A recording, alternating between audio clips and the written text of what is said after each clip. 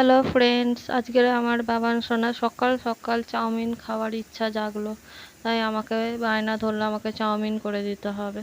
তো আমি সকাল সকাল সব কাজ বাজ সেরে নিয়ে তো বাবান সোনার জন্য চাউমিন বসিয়ে দিলাম। আর এদিকে দেখো, হাঁসগুলোর খুব খিদে পেয়েছে, আমার শাশুড়ি খেতে দিয়েছে হাঁসগুলোকে। আর চাউমিন কমপ্লিট। তো বাবান সোনাকে খেতে দিয়ে দিলাম, ব্রাশ করেও খেতে বসে গেছে বাবান সোনা। ও ভাত রুটির থেকে চাউমিন, বিরিয়ানি এগুলো বেশি পছন্দ করে।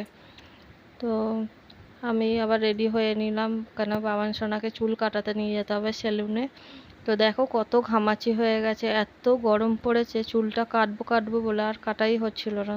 তো আজকের সময় পেলাম, চুলটা কাটতে নিয়ে চলে গেলাম সেলুন দোকানে। তো সেলুন দোকানে দেখো চলে এসেছি।